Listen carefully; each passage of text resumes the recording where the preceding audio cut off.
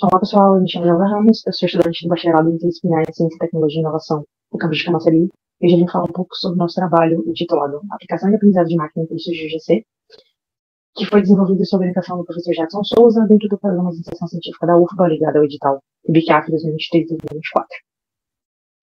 Antes de falarmos propriamente das etapas de trabalho desenvolvidas até aqui, precisamos entender os contextos em que estamos trabalhando. Nós sabemos que as redes sociais são plataformas muito importantes no processo de produção e circulação de conteúdo.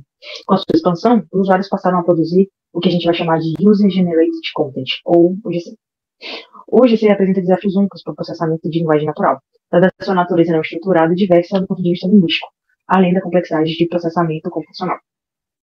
Outros aspectos que precisamos ter em mente é que, no contexto do português brasileiro, existem poucos trabalhos que exploram as teorias discursivas, como, por exemplo, a RST, ou Teoria de Estrutura Retórica, dentro desses textos de UGC. Como objetivo do trabalho, primeiro de forma geral, nosso objetivo é identificar os usos comunicacionais que estão atrelados à rede social X, antes conhecida como Twitter, e identificar cada post em função da sua estrutura sentencial. Como objetivos específicos, trabalhamos com o objetivo de desenvolver um classificador automático de textos de UGC, baseado em técnicas de treinamento de algoritmos de aprendizado de máquina supervisionado. E, obviamente, depois avaliar tanto quantitativamente, pensando em métricas de aprendizado de máquina, quanto qualitativamente o desempenho desses classificadores. No que diz respeito à metodologia, começamos a nossa análise avaliando algoritmos de aprendizado de máquina sobre diferentes paradigmas. Lidamos com 4 deles. Paradigma mais matemático, e aí estamos lidando com o algoritmo de Naive-Bayes. O paradigma estatístico, usando o SVM. Um paradigma simbólico, usando o modelo Random Forest. E um paradigma mais neural, testando o algoritmo de Multilayer Perceptron, que é uma rede neural mais simples. Na fase de treinamento, testamos diferentes métodos de vetorização para representar a nossa amostra, que consistia em tweets rotulados manualmente, com base na sua estrutura sentencial, dividida em 3 categorias: o bem estruturado, mediamente estruturado e mal estruturado. Após tentar os diferentes métodos de vetorização, optamos por usar o modelo de vetorização com BEST, mais especificamente o BEST-BAL, que é um modelo treinado para lidar com textos em português do Brasil. E escolhemos ele por capturar melhor as nuances textuais mais profundas ali da amostra. Com essa representação vetorial, prosseguimos para o treinamento e, por consequência, depois o teste dos nossos classificadores. Depois dessa fase, aplicamos os modelos dentro do corpus de anti-stocking, que é um corpus de domínio ligado à Bolsa de Valores do mercado financeiro brasileiro. A avaliação do desempenho dos classificadores foi feita de maneira quantitativa, analisando as métricas de acurácia e F1, e também qualitativa, pensando na adequação entre a estrutura dos textos e a classificação propostas pelo nosso algoritmo. Como resultado, primeiro, quantitativamente, nós temos essas métricas de AM, pensando aqui em precisão, recall, média F1 e acurácia. E nesse cenário, eu quero falar especificamente sobre o nosso último modelo, o MLP, que teve não só uma acurácia mais alta, vindo para 74%, mas também teve uma média F1, que é essa média entre precisão e recall, revocação.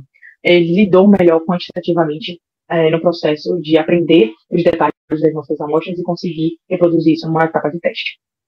Pensando qualitativamente, como avaliar os modelos treinados, eu tenho um exemplo aqui, que é um tweet do corpus. Vamos ver se mesmo dia fraco ganha alguma força. RT, @livetrade, Eco3 fechando 15 acima, 12,53 já fica interessante. A gente pode perceber que, sequencialmente, esse não é um post ou um tweet muito bem estruturado.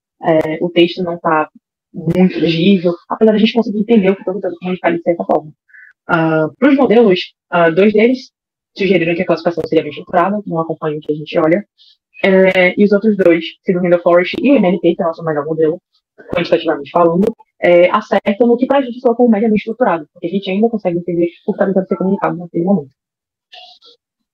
Outras contribuições ao longo do ciclo desse projeto, eu pude integrar a equipe do Cotiza e do RST Beyond Discourse Makers, além da integração aos grupos de pesquisa do Formas, que é o formalismo de interpretações semânticas, feito na UFBA, e não menos importante, a produção e submissão de trabalhos ligados ao Santotinic, que é a evento que vai acontecer ainda esse ano, quanto ao nosso próprio congresso, que acontece em novembro.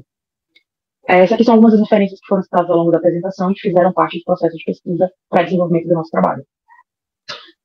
Esses são os nossos contatos, tanto o meu contato quanto o do meu orientador Jackson. Esse aqui também tem o site do nosso grupo de pesquisa, lá vocês podem conferir no que a gente está trabalhando, o que já está sendo produzido por toda a equipe. E eu quero agradecer especialmente à PNPG, à CNPq e ao Center for Artificial Intelligence, o CFOR, por todo o suporte, por todo o apoio ao longo do desenvolvimento desse ciclo de pesquisa. E é isso, muito obrigado pela atenção.